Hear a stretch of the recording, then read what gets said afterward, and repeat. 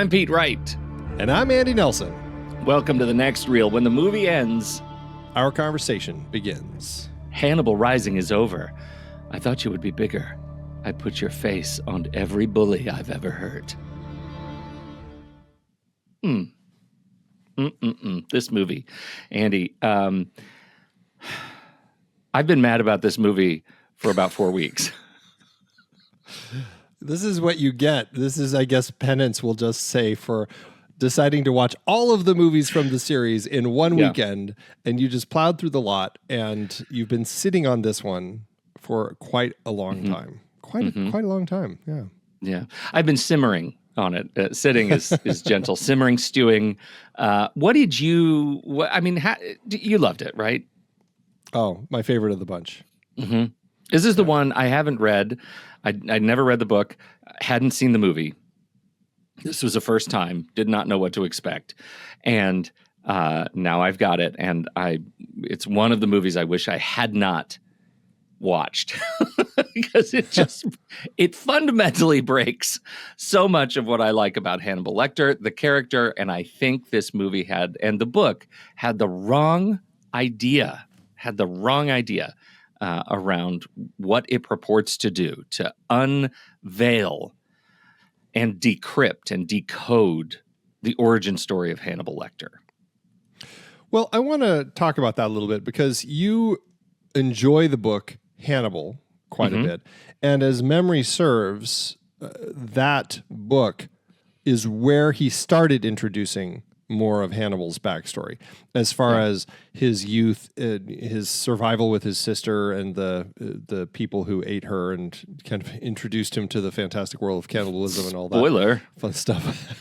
It's that's kind of, it had already been set up. Let's just say, yes. So, had he already overstepped by creating all of that in that story before he even got to this story?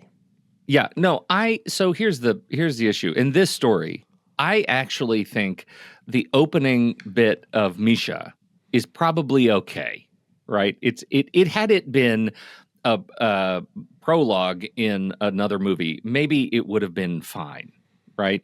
The fact that we expanded it to this sort of more of a wholehearted revenge story is where things go wrong. I did not object as much to the book stuff in Hannibal because so much more of Hannibal was in Florence, right? It gave me, I think he skirted the right balance with a lot of those elements. I think this movie, I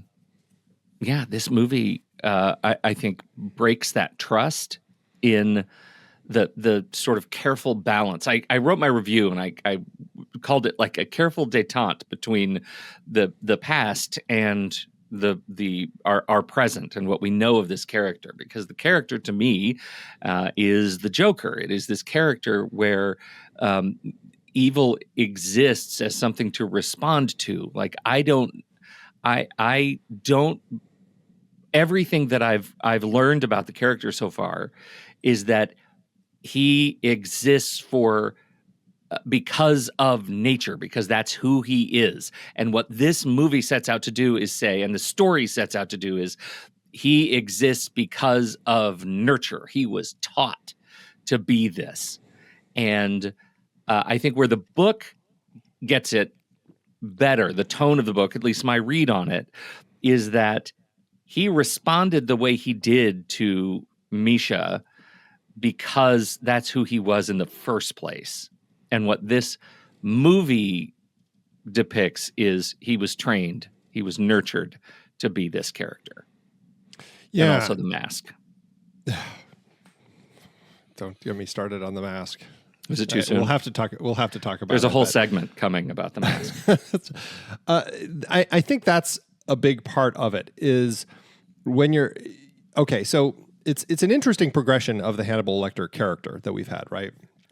From Manhunter, where he is, I would say the smallest percent starring Hannibal Lecter in a film, and because of that, also ends up being much more mysterious and plotting and straightforward. Like there is a nice element to the way that we end up having Lecter as performed by Brian Cox in Manhunter. Right. And then we jump into the Anthony Hopkins, the trilogy essentially, where we kind of get to see him tackling all of the different stories. In Silence of the Lambs, he's a creepy character. He's very scary. He's a killer. We see him, take down several cops and, do some gruesome things as far as like putting one person's face onto his own so that he can escape. Like, he is legit scary in Silence of the Lambs, but there is this compelling draw to him in the way that he is drawn to Clarice Starling. Mm-hmm. And we're getting this sense that, okay, there is definitely a dark character here, but I'm drawn to him because he's a fascinating personality. And the way that Clarice ends up kind of playing those games with him come together to kind of craft a magnificent story. Then I think, my complaints about Hannibal is it felt like Thomas Harris latched onto the wrong ideas of the success of Silence of the Lambs and decided, let's make it a Clarice and Hannibal romance film as they kind of come together and go off and end up together essentially by the end of the film. Yes, we get Hannibal trying to survive on his own in disguise in Florence, and that's a great part of the story. We also get this revenge plot by Mason Verger, who had been one of Hannibal's patients, convinced to kind of cut his own face off, and now is after Lecter for revenge. So there's this revenge story on Lecter, and this is the one where I think Anthony Hopkins started recognizing that he's the protagonist of the book and of the film, and audiences are no longer seeing him as a cannibalistic serial killer, a villain, but they're seeing him as a kind of a dark anti-hero. Like, that's essentially what we get in that story. Sympathetic. And he's sympathetic. We like this guy, and we like that he's eating Ray Liotta's character's brains. Like, it's a strange twist on this character, and Anthony Hopkins recognized that and rightfully wanted to make the character darker again when he had his chance to do the remake Red Dragon. And so we get a little bit of a darker version of Lecter. Again, there's not much of him in that story, but I would say at least he didn't feel as sympathetic, I mean, he still is very congenial and has all those far too many conversations with Will Graham over the course of the story, but it does feel like, okay, I mean, I think the beginning of it definitely kind of paints that picture. This is a guy who is a fan of the orchestra, doesn't like the fact that the flautist keeps flubbing his notes, and kills him and then feeds him to the board. Apparently not the first time that he's done this with his victims, where he feeds, human remains to, like, his meal made up of these people to the board when they come over for this big dinner that he has. And I think that you're getting a sense, okay, this is a dark, messed up character. And then we'll talk about the reasons that Harris decided to tell this story, but he decides, let's go back to his childhood and explore some of the elements that I added in Hannibal. And yeah, he gives us this sympathetic character who the sense of him being an actual serial killer, somebody who not just is killing people, but also cooking them and eating them. Like, we're getting this backstory of him that makes him like somebody that they're rooting for. And it just like, is this the right direction to be taking with this character? I mean, I'm all for backstories of killers and everything, but I don't feel like the story that he ended up crafting is the right one. It just feels like, why is this the version of Hannibal Lecter that we're getting? Because now it's like you have to rethink all of those things. It's like, well, yeah, but he was somebody who was, his life was ruined, and, psychologically he's been tormented by the Nazis and everything. And you get this story and it's like, oh, okay, wait a minute. Wait, am I rooting for him now? It's a mess. It is a mess. It's a complete mess, and I think that's the act of making him sympathetic just made him a a superhero, a vigilante, right? He's a vigilante.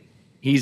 He's doing stuff that the authorities won't or can't, but the authorities are like the Nazis.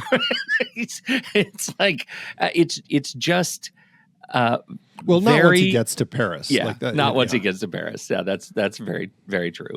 But the fact that he is stepping in where authorities can't, making his sociopathy something to celebrate it just completely breaks what this character was all about. And I do think that's objective. I don't think that's just me liking earlier Hannibal, right? I think this character was broken in this movie, and why the TV show ends up being rehabilitative for the character, I think, but I haven't watched enough of it to know, do we have the same kind of sympathies with that Hannibal as we do here? Here, he's a good guy. He's a good guy. We're rooting for the good guy. Yeah, and they do try to paint elements of the story to make people recognize, oh, he shouldn't be doing these things. Like Lady Murasaki is seeing things in him that she's like, oh, well, okay, he's killing these people. I kind of am supporting it because of things that they've done to our family, but I'm also recognizing that you're going too far. Yeah, we're seeing that, but it's never portrayed completely as a problem, and that's a big problem. Name the Avengers, the Marvel Avengers, who do this kind of stuff, right? We're already celebrating Deadpool and Daredevil, and these are vengeance characters that we have in the MCU. That's what Hannibal is sort of it takes as kind of a tonal reference to me. Like, we're creating a superhero. We're creating a superhero. Yeah. Yeah. That seems to be what they're going for. And to the point where we get some strange character, some of it is the worst part of prequels, and that is the giving us the setups for, oh, okay, this was where Hannibal learned to cook so well.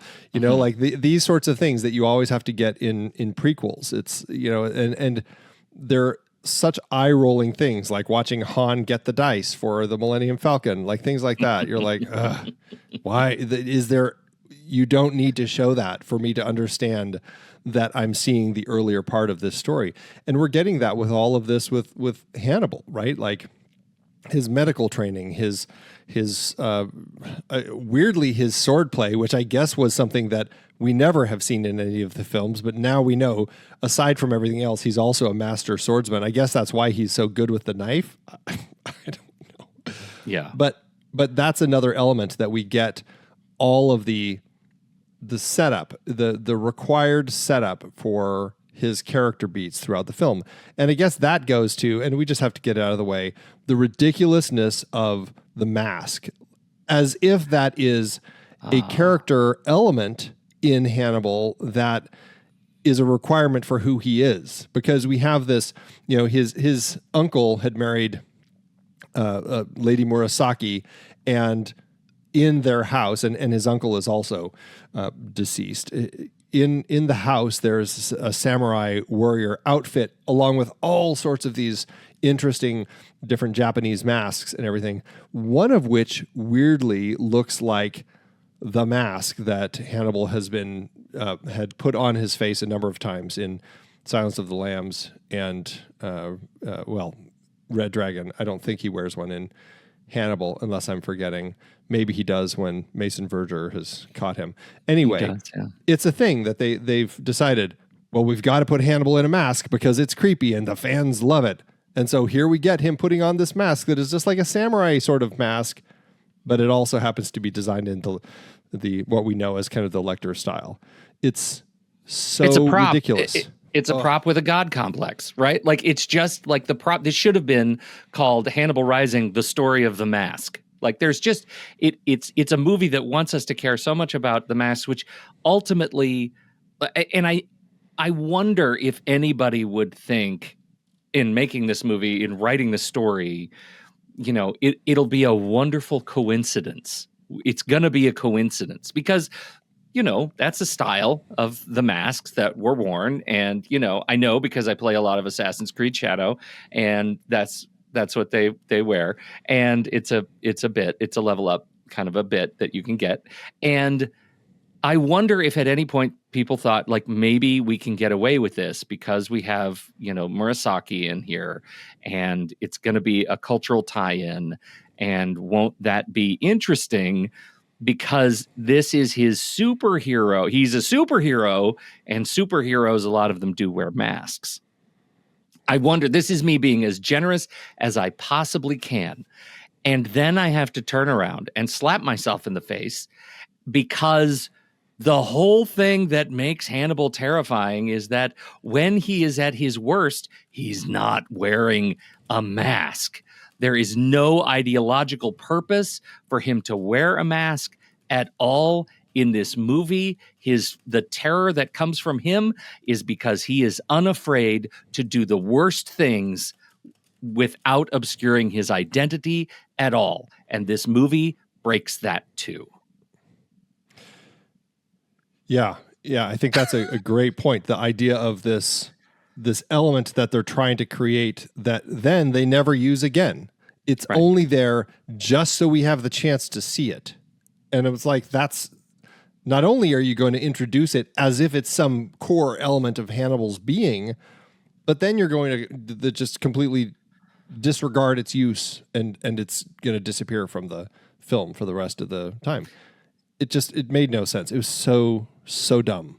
Some of it is the danger of the prequel. Like, if this were the first movie, right? If we just erase all of Hannibal Lecter history and we start with Hannibal Rising, and it's the story of this kid who becomes a serial killer because of vengeance and trauma and all of the things that he's dealing with as a child, his like war trauma and survivor guilt, and he ate his own sister, and then he had the mask, and we were first introduced to the mask by way of Lady Murasaki, and then we get to Red Dragon, Silence of the Lambs, where the mask comes back. Would we have been more gracious?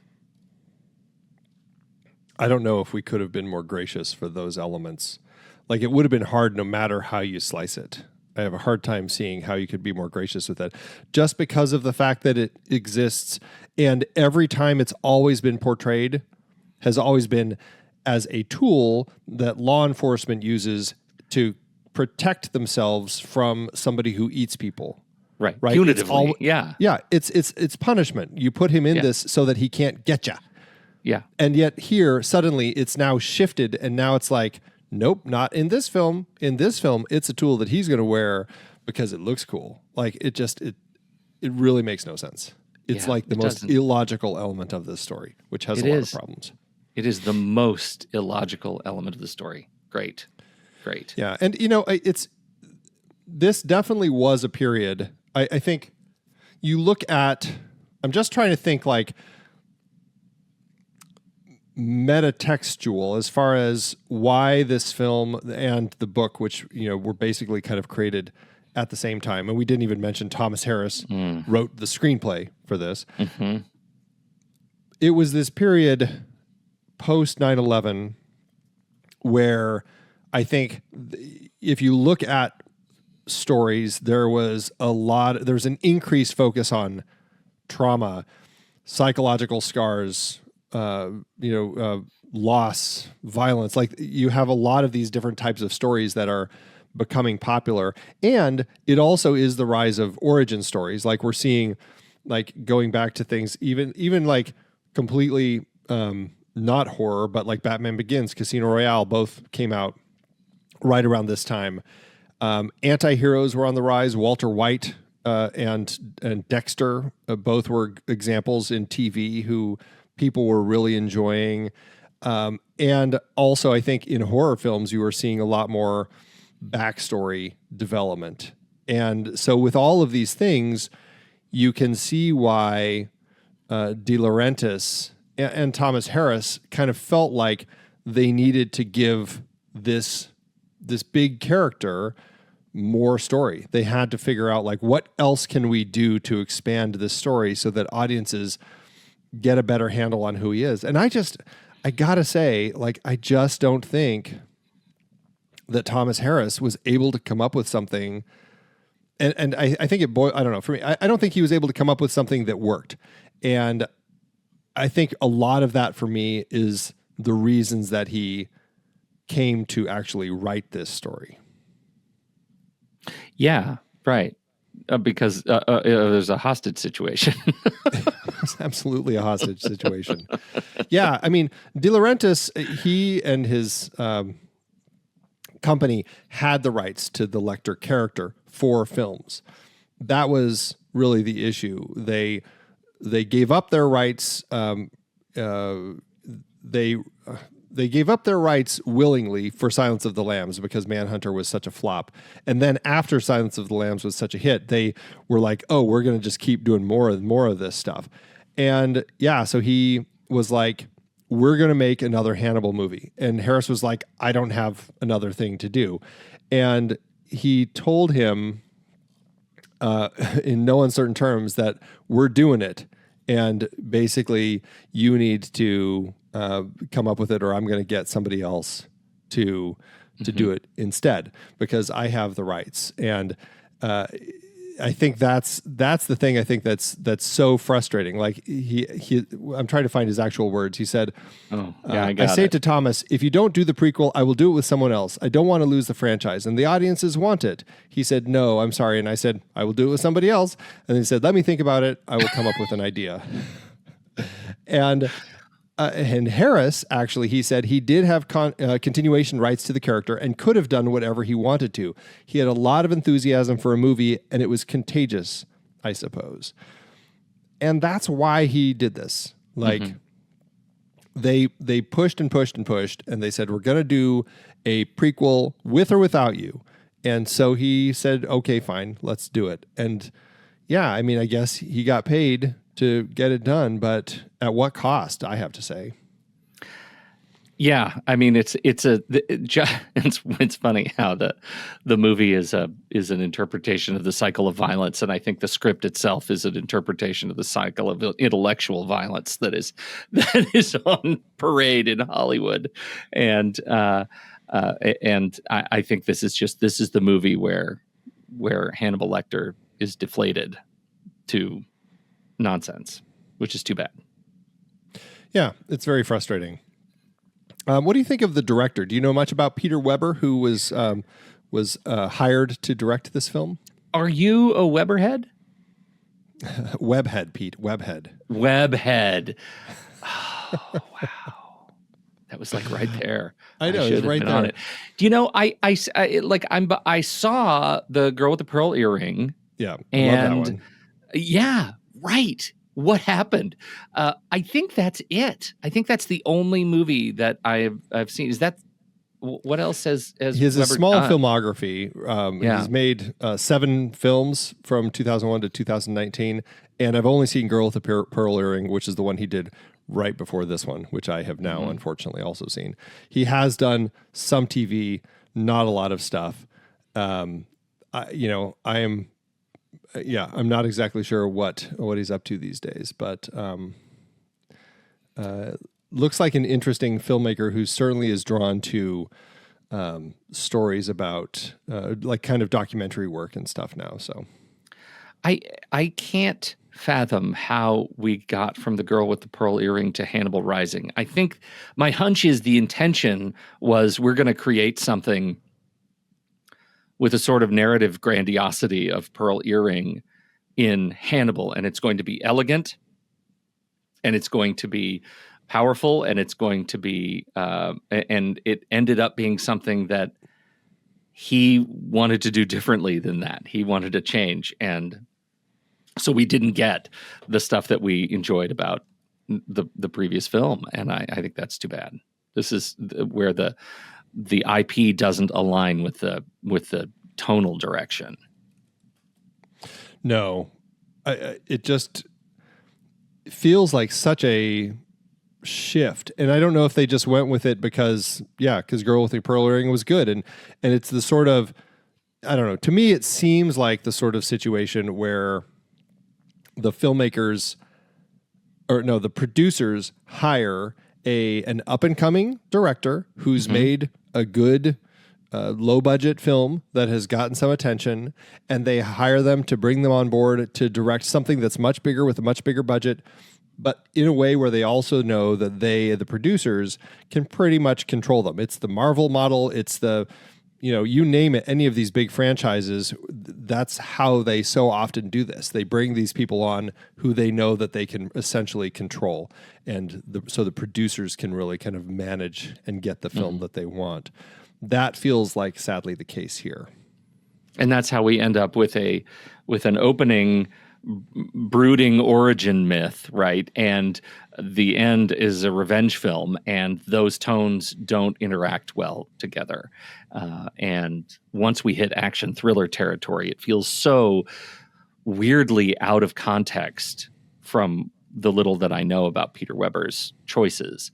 And there were still something. I mean, he's got he's going for this sort of bigness, sort of operatic bigness, largesse in this movie, and I think he does well with use of sound and silence, and I think he does well when he's going for some weighty moments, and yet it's just overall, like, when you add all the stuff up, it's a melodrama. It ends up being a telenovela.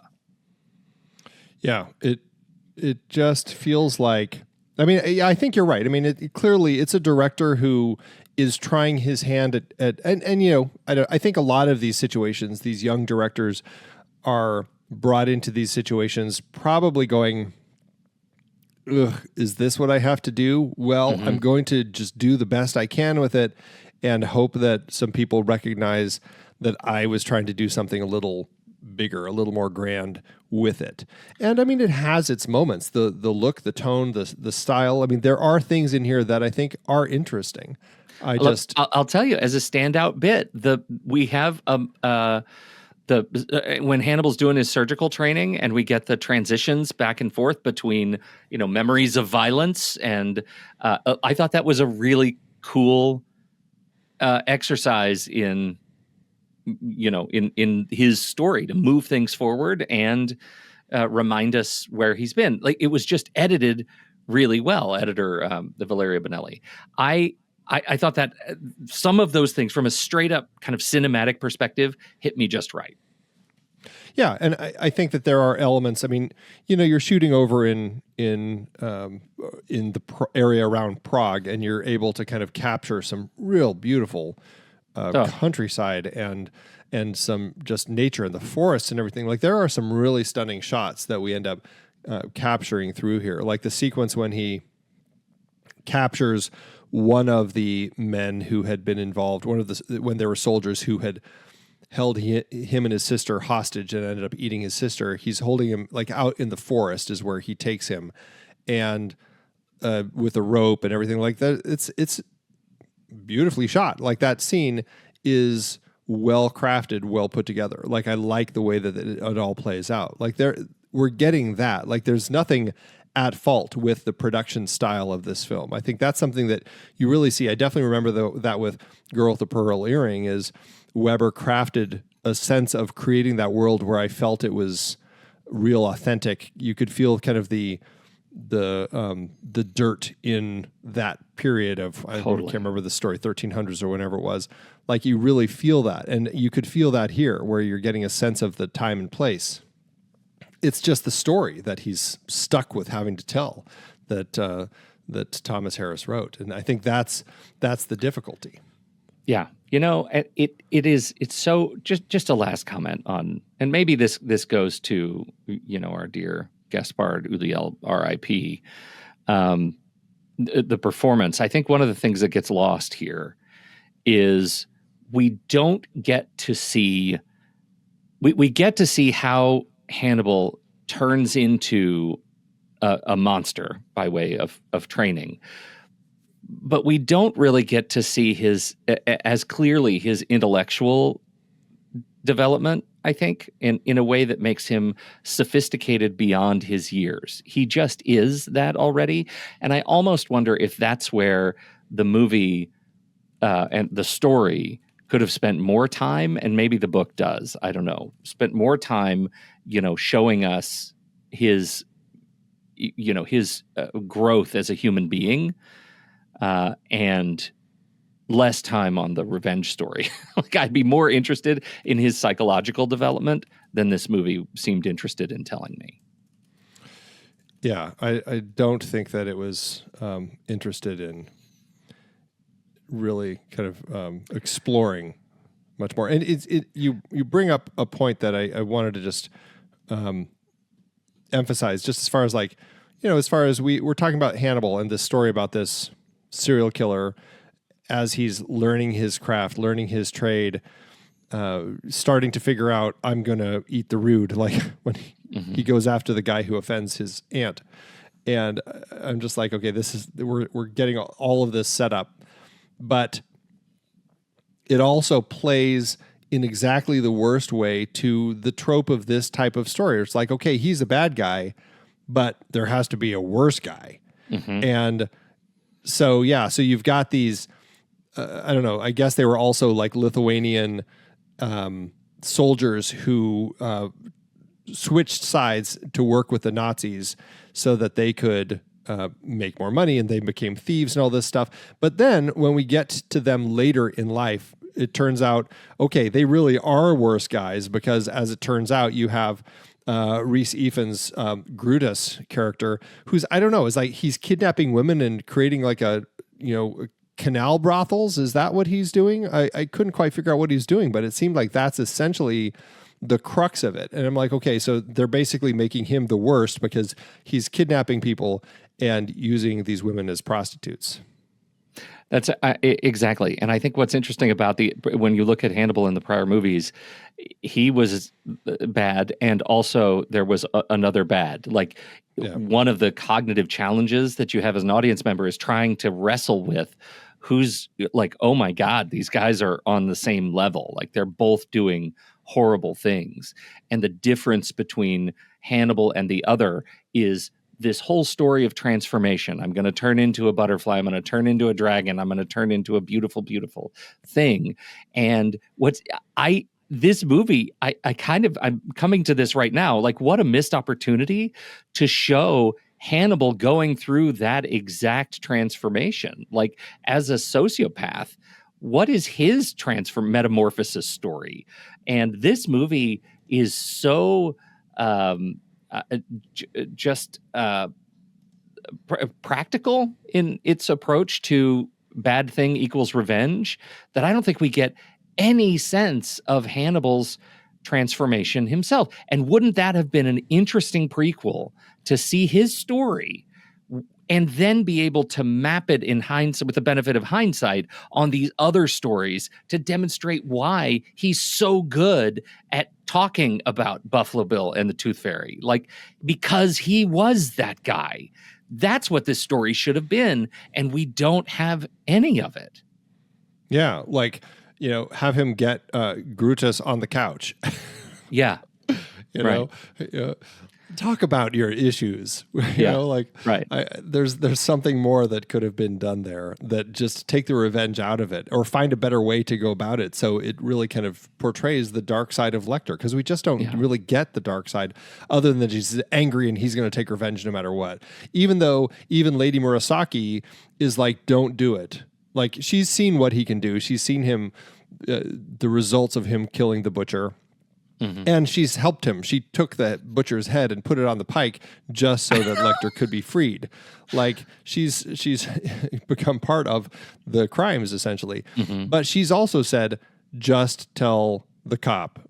Just let him know, so that you don't have to go through all this. And he's just like, I can't. I have to kill.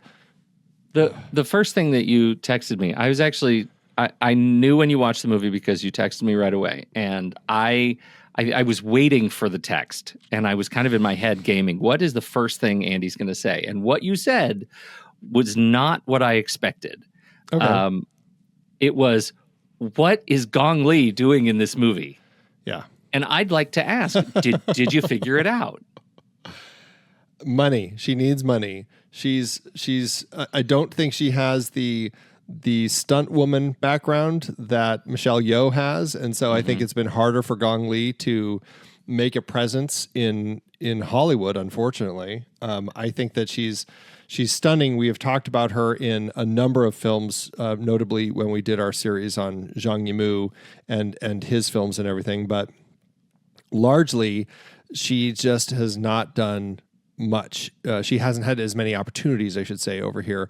And here's an example where, as a Chinese woman, for the second time, she is playing a Japanese woman. This, after Memoirs of a Geisha. But I mean, okay, so starting with Memoirs of a Geisha in '05, then Miami Vice, then she goes back and she does another film with Zhang Yimou, and then she does this, and then I think pretty much moving forward until she got to 2020 Mulan, I think largely she had been just specifically focusing on movies back in Hong Kong and China. So I just feel like as essentially the end of a try at Hollywood, I think that she tried it and was like, I'm not getting anything good. I'm just going to go back and do stuff back over in my home country. It's embarrassing to see her in this movie, to the point where I finished it and I'm like, I have to watch a good Gong Li movie. And I immediately put on Raise the Red Lantern because it was just... I saw that. I felt so bad. I'm like, Gong Li, you need better people working as your American agents. Yeah. Yeah. Like, I mean, did you know what you were getting into? Were you a celebrated fan of Hannibal, the character? Did you get it? I have to think that this is one of those movies that likely is developing a following now on streaming and home video, and likely is something that at least is going to be helping, throw money at all the different people who are in it. Rhys Ifans, Dominic West. I like to think that they're all still going to be getting checks from this at least. It's such a funny character because, it's like she adds this level of class to the movie, that I don't know, emotional texture, and the script doesn't support that at all. It's there. It's not present. Instead, we get this really ambiguous chemistry, right? That is familial and sort of romantic, clearly, and I guess that makes you squirm in your seat. But beyond that kind of discomfort, I wasn't sure what the entire familial relationship added to the movie. Like why was she where she was? I don't feel like the movie ever sold that to me. It was a strange choice, especially because and this is, I shouldn't complain about this, because in the scope of prequels feeling forced to set all of these key elements up with your characters, again, there's nothing that we have ever seen in Lecter as far as a background in swordsmanship or anything related to samurai culture, anything like that. Like, it's just not part of the nature of who we've ever seen. And so it just made me wonder, it's like, am I upset that they're not giving me something in his background that makes more sense as far as where we see him now, even though that would essentially be playing into all of those prequel tropes that I hate so much. So I don't know. I feel torn on it. I just feel like it didn't work. It left me wondering, and maybe it's just because I like Gong Li so much. It was frustrating to see her in this, but I couldn't figure out why they went this route. And it was just a strange route to explore. Where do you stand on we got Ben Davis behind the camera. Where do you stand on the look of the film in general? Well, like I've said, I think that the look, the tone, the music, like everything works so much better than the story. Like I think that that Weber clearly had a team of people that he worked with here that crafted something that looked good. I mean, it's again, it helps that it's shot in a beautiful place, but I think that it's a nice looking film. And, I think Davis is one of those cinematographers. This is pretty early in his career, but has gone on to do a lot of big projects, and I think captures them really well. And, I enjoy what he's doing here. He does some interesting things, these choices to keep coming back to Hannibal's eyes, right? There's a lot of close-up time dedicated to looking at Gaspard's eyes. And, to the extent that you get something out of the depth of this character and the psychological distance that exists in the terror chasm in his head, right? I think that's one of the things that this shot goes to over and over again. And I think I think when we have him with Murasaki, the lighting is just fantastic. Like, they make some really interesting choices for the visual aesthetic of a lot of their sequences together that I think really works well. Generally, it's a pretty, practiced standard kind of, you don't have a lot of freehand shots. There are a lot of slow dollies and not a lot going on that puts us at sort of risk of jarring us. There's not a lot of risky stuff going on with the camera, but some of these elements are really quite beautiful. Yeah, no, very true.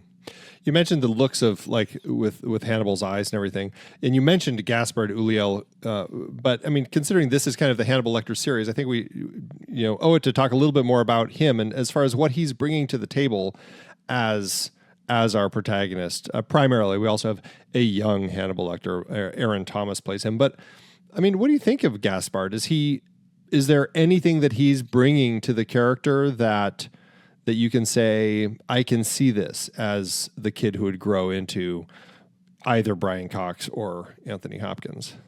At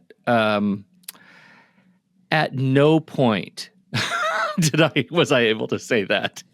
I did not. I found this to be a completely different guy. I was not able to make the connection. And that's not to say that Gaspard's performance was necessarily bad. I mean, I blame that stuff on the story and the script.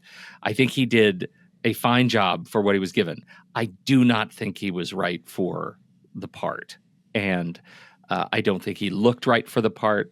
I was never able to, like, chart in my head that this guy as a young man would ever start to look like Brian Cox or Anthony Hopkins. And Brian Cox and Anthony Hopkins both cut a similar frame, a similar look to one another, right? There was some intentionality behind how they produced Anthony Hopkins after Brian Cox. They look alike, right? They look alike. They have a similar sort of structure, and I just didn't see that in Gaspard, not at all. I agree with that element of it. I don't think that they cast somebody who ever could have looked like he was growing into either of those characters. And I think that was a struggle I had as well. Like, I had a hard time buying that this was going to be the guy who had become, one of them. It bugged me. It didn't bug me too much, but I couldn't help but feel like they were just trying to cast somebody who had just an intense look, and I'm like, is that the right reason to cast Ulliel? It's like, I think he's a very compelling actor, and actually I enjoy moments in his performance, not because of what he's bringing to the character or anything like that, but I'm like, I think he's a good actor, and I enjoyed what he was able to kind of craft here. I just think that, yeah, to your point, I just don't know if he was necessarily the right person for the role. It's a tough role to cast. I don't know who they would cast otherwise. Apparently, Hugh Dancy, Macaulay Culkin, Dominic Cooper, Tom Payne were all different people who auditioned for the role. I could see Kieran Culkin doing it. I could see Kieran Culkin's face turn into Hopkins. That I could buy. Yeah, but I guess it's when it comes to what Ulliel is doing is like, I think that he's doing what he can with the script that he is given. And that's kind of the hard part of a role like this. And so I feel bad for the guy. And yeah, you mentioned, I mean, he tragically died after a ski accident at just 37 years old. So just a couple years ago. So very sad. But I mean, I've seen him in a few other films. I would need to go back and look at them again to recognize his part in those films, because I know I've seen them. I just can't remember him in them. But yeah, I found him to be compelling enough. Yeah, I think so. And it's I think he was obviously, it's a tragic accident taken too soon. He was in Moon Knight. That's the most recent thing I've seen him in. He was in an episode of Moon Knight. And I very, very much like that show. So I just feel like it was a miss for this property. Yeah. Yeah.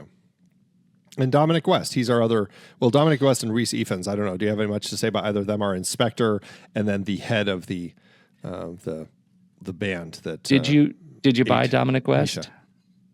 Yeah, I think he's fine as our detective here, trying to figure things out. It wasn't a complex or complicated role. I didn't have issues with him. I thought he was fine. Everything. All my issues really revolve around the story here. Yeah. I think Dominic West is one of the great sort of utility players in the business. Like, he just comes in and he can be the gruff investigator. He can be the divorcing husband. He can be the cuckold. He can be just about anything. And so, I think he was fine. But I'm with you. The problem with this movie is not with any of the individual performances. No. Yeah. Well, what else do we have to say about this one then? Anything else? We didn't mention Kevin McKidd. Anytime we get a Kevin McKidd reference, I have to do a special shout out. Kevin McKidd. That's funny, because my wife was also like, why is Kevin McKidd in this movie? Like, of all the people to call out, he's the same thing. Yeah. That's very funny. It's really funny. It's weird. It's so weird. Yeah. I think we last talked about him on T2 Trainspotting. That's right. That's right. Oh, he's great. Wish he was in a better movie. Yes. Thank goodness he has been. I just, to the point where I just have to, in this franchise, which we have brought this up more often than not, about endings that feel completely tacked on. Like, since Silence of the Lambs, they've all had an ending that, for one reason or another, people have complained about.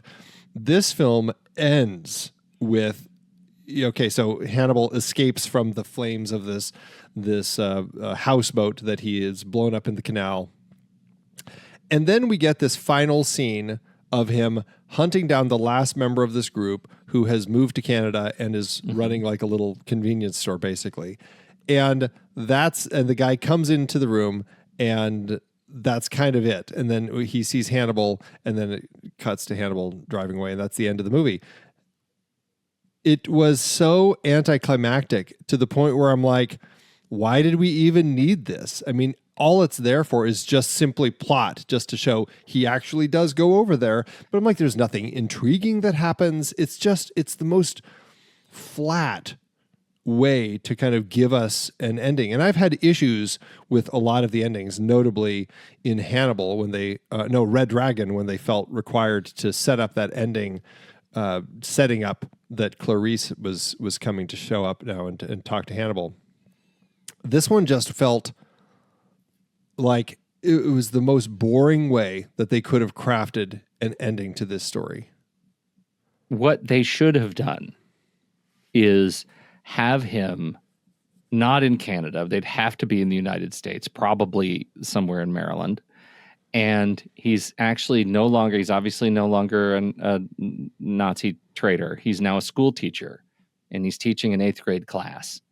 And it's a complete context shock, because why are we now in an 8th grade class? And the camera does a tracking shot, and it stops as a little girl raises her hand, and you just hear the former Nazi say, "Clarice," cut to black. Oh my gosh. Did I just? I mean, really? Like that's the tie-in you would have wanted all along. They're just. You think that it couldn't get any worse, and then Pete comes up with it. Pete comes up with it. There it is, right there. Pete's got it. Pete just nailed it. Yeah. Well, it's a frustrating way to end this franchise for sure, because I feel like, I mean, there's definitely highs and lows over the course of it, but by the time we get here, I'm just like, yeah, they've really kind of hit bottom with. They sure have. Yeah. With what they could have done. And I feel like it boils down to Thomas Harris being stuck in a situation where he's like, they're going to take it away from me, and I better just suck it up and come up with something. And he did. And it's just like, it's very frustrating that this is what they chose to do. This is actually going to become the anchor film for a series we need to do next year. And it's a series of films that were all written by writers under duress. Yeah. We're gonna just do and because I don't think he's the only one who has fallen to this particular predicament. Probably not. I'm sure not. Yeah. So frustrating.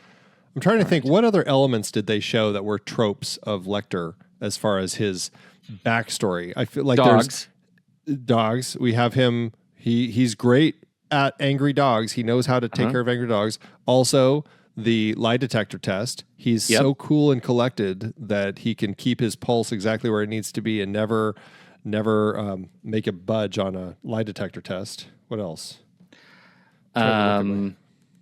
I actually thankfully went into my Hannibal Lecter tropes on tvtropes.com. Let's just see what they have to say. In Hannibal Rising, animal lover, antagonist title, averted as Vladis Grutas is the villain. Yeah. A-hole victim. Hannibal's first kill, Paul Momond, is a foul-mouthed Vichy collaborator who insulted Hannibal's Japanese aunt with racist epithets. Atonement detective. In contrast to the unrepentant collaborator above, Inspector Popeil regards it as my greatest failure that he initially kept the peace for the Vichy government before seeing the camp trains and defecting to the resistance. Big brother instinct. Breaking speech. Trope was used in the trope namer Hannibal himself by Vladis Grutas. He claimed that Hannibal is not looking for revenge, but making sure that the men that participated in Misha's murder wouldn't tell the world that Hannibal ate her too. Oof. Yeah, I mean, there are a lot. Co-dragons, cool uncle. It just goes on and on. We got them all. So many things. Oh, here's a good one. Death by racism. Hannibal's first victim is an Asian-hating racist. There you go. Yep. Yeah. All right. Well, I guess that's everything, huh? Yeah. All right. I'm not going to revisit this movie. No, I certainly hope to never think about it again. Yeah. Well, we'll be right back, but first, our credits. Says you. The Next Reel is a production of True Story FM, engineering by Andy Nelson, music by Romeo, Ian Post, featuring Sivan Talmor, Gilad Banamram, Oriol Novella, and Eli Catlin. Andy usually finds all the stats for the awards and numbers at the-numbers.com, boxofficemojo.com, imdb.com, and wikipedia.org. Find the show at truestory.fm, and if your podcast app allows ratings and reviews, please consider doing that for our show. And this is you. Imagine the somber, sad music. They told me not to look back. They said, let your past die. But I had reviews to log. I was just a boy when it happened. I watched them. 5 stars for a movie that barely earned 2. And then that changed me. So I went looking for the ones responsible, the tastemakers, the cinephiles, the ones who put Morbius on a best of list unironically. And that's when I found it. Letterboxd. A refuge. A journal. A database. A perfectly alphabetized, genre-sorted custom list enabled oasis where I could keep track of everything I watched. And more importantly, where I could tell the world why I hated it. And now, now you can join me. And you can save 20% when you go pro with Letterboxd. That's right.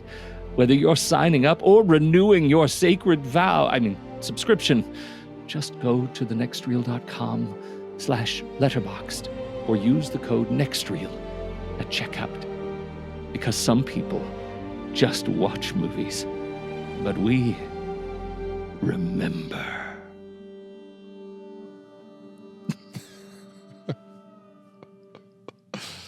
Nice. Remember. I don't even know. We do a lot of these, and I know. Sometimes you run into, inspiration gaps. Okay,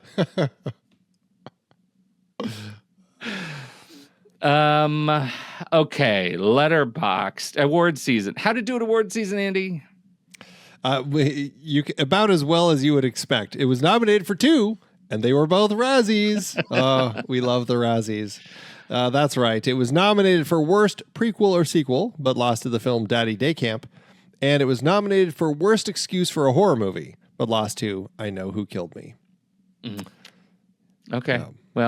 I don't normally like what the Razzies do, but in this case, I do think it is probably well earned. If you're going to have an award like the Razzies, this is a movie for it. Let's just say that. There you go. How to do at the box office? Did it make any money at all? Well, for Weber's prequel, he had a budget of $75 million or $114.7 million in today's dollars. The movie returned to the Valentine's Day period, opening February 9th, 2007, opposite Norbit, Daddy's Little Girls, and Music and Lyrics. Talking about a weekend of fun-filled entertainment. Jiminy. This landed in the number 2 spot behind Norbit. That's right. And it would fall out of the top 10 by its 3rd week. It would go on to earn $27.7 million domestically and $54.5 million internationally for a total gross of $125.7 million in today's dollars. That lands the film with an adjusted profit per finished minute of $90.6 thousand. It still turned a profit, but was the weakest of the bunch post Silence of the Lambs. I'm surprised at that. I guess I'm not surprised at that. I mean, it's a Hannibal Lecter movie. Everybody's going to go see it, and they're only going to see it once, and they're not going to tell anybody about it, and then it dies. Well, and I think the reason that we haven't seen another one, because based on the way that De Laurentiis was talking to Harris, like he wanted to keep making Hannibal as long as it was going to make money. But I think the profit margin was so slim on this one, and who knows, after prints and advertising, it might not have actually even turned a profit, that it kind of crossed that line finally. Because, generally it's like you have a rise with the first few films, and then it just is a slow decline. And once it crosses that line, it's just no longer profitable to keep making anymore. And I think that's why we haven't seen anymore. And why it's probably shifted to TV, and certainly one that I need to check out now because I hear it's worth it. Really good things. Yeah. Yeah. All right. Well, this was a rough way to finish it, but we've had some good movies in this series, so we'll have those to hold on to, I guess. We'll always have those. Well, yeah. All right, well, we'll be right back for our ratings, but first, here's the trailer for next week's movie. Returning to the land of Samaria, it's Richard Fleischer's follow-up to Conan the Barbarian. It's Conan the Destroyer from 1984. You've already watched it. No, I watched Conan the Barbarian again. Oh, good for you. You got to get ready. Getting back into the spirit. Yeah, I'll do that too. And I really loved Conan so much more. I had so much fun watching it. It's so funny. Yeah. What do you think happened? We'll talk about it next week. Yeah. All right. Here we go. Hold on. Let me get ready. Well, my friends. It seems that even I, Hannibal Lecter, am not immune to the allure of a good origin story. Hannibal Rising, the film that dares to unravel the mystery of my past to offer a glimpse into the events that shaped me into the man I am today. I must admit it's a rather peculiar feeling, watching one's life play out on the silver screen, to see a young actor portray me as a tragic hero, a man driven by the noble pursuit of revenge against those who wronged my family. It's almost enough to make me forget about the whole cannibalistic serial killer thing. But let's be honest, my friends, we all know how this story ends. No matter how much the filmmakers try to make you sympathize with my character, the fact remains that I go on to become one of cinema's most notorious villains. It's a bit like trying to make a heartwarming tale about the childhood of Darth Vader. Sure, it might be interesting, but we all know he's going to end up blowing up planets and choking people with his mind. And yet I can't help but appreciate the irony of it all. Here I am, a fictional character, offering my thoughts on a film that attempts to humanize me. It's a bit like a snake critiquing a documentary about its own venom. But fear not, my fellow cinephiles. But fear not, my fellow cinephiles. But fear not, my fellow cinephiles. The next reel has a veritable feast of films far more deserving of your time and attention. From the masterful storytelling of the Godfather trilogy to the pulse-pounding thrills of The Silence of the Lambs, the hosts have dissected and discussed a wide array of cinematic delights, each one a gourmet meal for the mind and the senses. And as a member of the Next Reel community, you'll have access to even more tantalizing content. Monthly bonus episodes, extra insights woven into each regular episode, and the delightful convenience of early, ad-free access. All for just $5 a month, or $55 for a whole year. Visit truestory.fm/join and embark upon a journey of discovery, where the only thing you have to fear is running out of fava beans and a nice Chianti. That was a good one. That was like you're full on cosplaying as Hannibal Lecter. It's my little meta twist. It's like making a movie about young Darth Vader. Mwah, chef's kiss. Oh, man. Too funny. Okay. Letterboxd, Andy. This is it. This is the make or break Letterboxd week. This is, yes. Okay, so. We have to do a full accounting. Okay, so I'll do my accounting. So Okay, Manhunter, I gave 4 stars. Silence of the Lambs, I gave 5 stars. Hannibal, I gave 1 star. And then Red Dragon, I gave 3 stars, I believe. Is that right? Is that where I sit? I can't tell you yours. I haven't been, hold on, I have been writing them down. I just have to find it. Red Dragon, I'm pretty sure I gave 3 stars too. Let me just look. Yes, so that puts me at a total so far of 9, 10, 11, 12, 13 stars. God, I hope you don't. I hope to God you don't get to 15. I'll tell you, I'm not hitting 15. I know you had this thing about, an average of 3 stars per film equaling 15 total for this series, and you're at 14 right now, right? Yeah. I feel like I did not go into this planning my star numbers. I just had a feeling that I could hit it. I just had a hunch. Exactly hit it. And I did. Hannibal Rising is a 1-star movie. And that means my 4-star Manhunter, my 3-star Red Dragon, my 5-star Silence of the Lambs, my 2-star Hannibal, and now my 1-star No Heart, Hannibal Rising. And I'm there. Yeah. And that's exactly where I sit. 1 star, No Heart with this one. It was a rough watch. This and Hannibal both were quite disappointing in this. And it was very frustrating. It had its moments, but none of them were anything good that could have gotten it above 1 star. It had its moments. None of them were good. Well, I mean, none of them were good enough to Put it on bump a it over poster. 1 star. Yeah. Oh, it's a rough one. It was a rough one. Well, you'll find that over on our Letterboxd account, which is at the next reel. That's 1 star, No Heart. And you can find me there at Soda Creek Film. You can find Pete there at Pete Wright.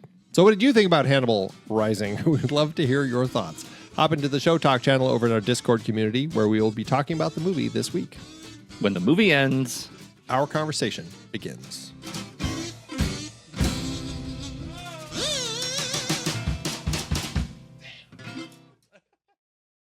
Letterboxd giveth, Andrew. As Letterboxd always doeth. All right. You went for the fans, right? I wanted to know. Yeah, there are over in Letterboxd 172 people are fans, meaning they have it in their top 4 list. Yeah. All right. So go ahead. Tell me what the fans say. I've got 2. One is a strange one in Spanish translation. Hannibal Lecter is my son. He came out of my womb, spent 9 months in my belly, and I gave birth to him. Brian Fuller can attest to this. He was the doctor who delivered him. That's weird because it seems like some of those things are out of order. It does. Well, maybe that's part of the problem with Hannibal. That's part of the problem with the movie. Yeah.